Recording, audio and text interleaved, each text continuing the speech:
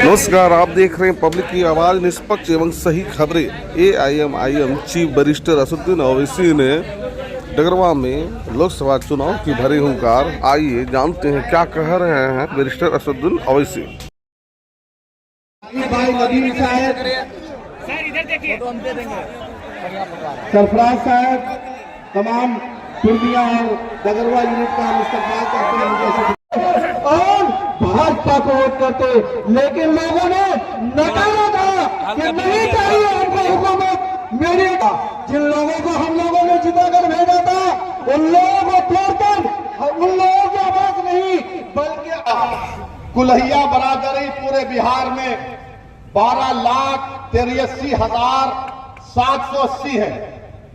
कितने हैं? 12,83,780 है। उनको नौकरी मिलनी चाहिए थी 20,421। लिख लीजिए, वरना कल बोलेंगे ओवैसी झूठ बोल दिया। 20,421 नौकरी मिलना था। कितने कुलैया बरादरी की नौकरी मिली? 5,734।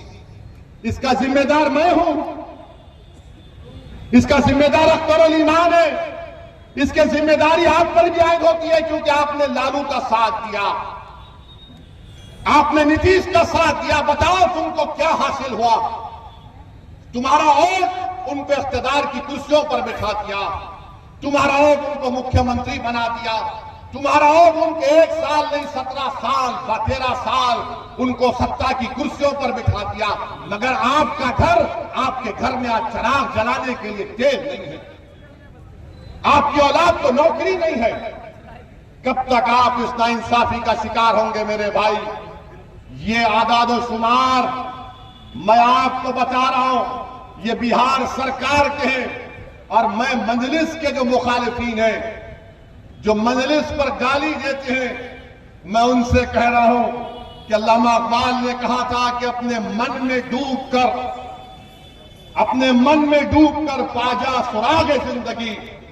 अगर तू मेरा नहीं बन सकता तो अपना तो बन जाओ कम से कम तुम। अरे तुम मजलिस को गाली देते हो। और मोदी ने कह दिया कि अब की बार पार्लियामेंट में मोदी कह रहा है कि 370 MP जिताकर लाएंगे। हम अपनी तरफ से पूरी कोशिश कर रहे हैं कि तीसरी मर्तबा हमारे वतन अजीज भारत का वजीर आजम मोदी ना बने। और इंशाअल्लाह ताला हम हर चीज जो मुमकिन है जमहूरी तरीके में दायरे में रहकर, संविधान के दायरे में रहकर हम बीजेपी के बढ़ते हुए कदमों को रोकेंगे। मगर बताओ मेरे भाई, अगर हम 3 सीट लड़ते हैं 2019 में, तो मोदी 306 कैसे जीत गया? सोचो आप थोड़ी देर के लिए। 3 सीट मजलिस लड़ती है और पूरे देश में मोदी 306 जीत गया। बिहार के 40 सीट में सिर्फ 1 सीट बचा पाते, बाकी का सब एनडीए जीत जाती है। पूछो आप इन लोगों से, गठबंधन के लोगों से, तो बोलेंगे ओवैसी जिम्मेदार। अब ऐसा हो गया कि अगर किसी गठबंधन के घर नेता के घर में अगर गाय भैंस है, सुबह में गाय भैंस ने दूध नहीं दिया, मुर्गा ने आवाज नहीं लगाई सुबह 4 बजे, तो कोई जाकर पूछेगा, आज मुर्गा ने आवाज नहीं लगाई, भैंस ने दूध नहीं दिया, क्या वजह? तो बोलेगा ओवैसी दरगाह में आया था, यहां से गया है, इसीलिए भैंस ने कहा कि हम दूध नहीं देंगे। मैंने हर चीज की जिम्मेदारी हम पर आयद हो जाती है। हमको इससे कोई फर्क नहीं पड़ता, क्योंकि हमारी इज्जत का देने वाला अल्लाह है, हमारी कामयाबी का देने वाला अल्लाह है। और मुझे इस दुनिया में अगर हूं तो मुझे सिर्फ यही करना है कि कोशिश करूं कि गरीब और मजलूमों का फायदा हो जाए, चाहे वो मुसलमान हो या हमारे हिंदू दलित भाई हो या ओबीसी भाई हो। मेरे अजीज दोस्तों और बुजुर्गों, मेरी आपसे गुजारिश है कि आप अच्छे तरीके से अपने वोट का इस्तेमाल करिए। याद रखिए, बीजेपी के बढ़ते हुए कदमों को रोकना है। तीसरी मर्तबा मोदी को भारत का वजीर आजम बनने से रोकना है। पार्लियामेंट में आज मोदी के 306 MP में एक भी मुस्लिम MP नहीं है, एक मुस्लिम मिनिस्टर नहीं है।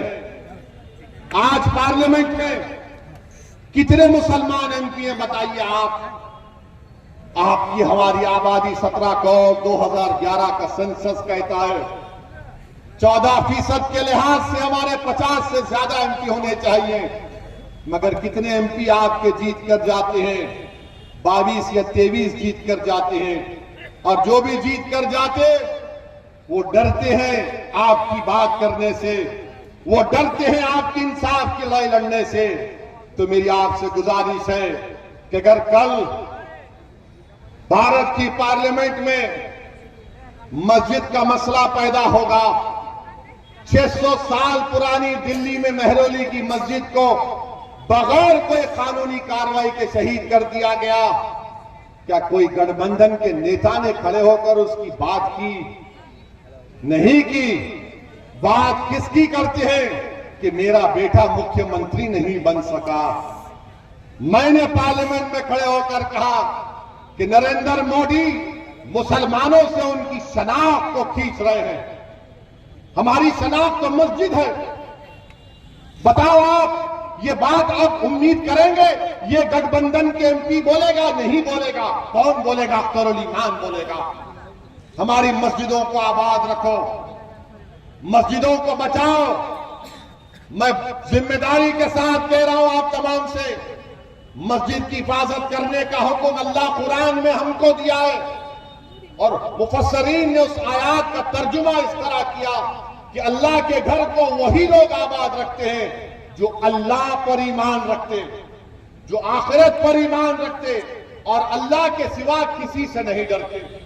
अपने मस्जिदों को आबाद रखो। याद रखो हमारी मस्जिदों को हमसे छीनना चाहता है, हमारे मस्जिदों को हमसे छीनना चाहते हैं। शरीयत में मदाखलत की जा रही है। उत्तराखंड में यूनिफॉर्म सिविल कोड का नाम तो यूनिफॉर्म, मगर कानून का इतलाक सिर्फ मुसलमानों पर। मेरे भाई, ऐसे कठिन नाजुक वक्त में मेरी आपसे अपील है कि पार्लियामेंट के इलेक्शन में मजलिस को कामयाब करिए। हमारा रिकॉर्ड आपके सामने है। जिनको आपने आजमा लिया, अब दोबारा गलती मत करिए। मजलिस आपकी जमात है। मैं फिर से कह रहा हूं कि मजलिस आपकी आवाज है।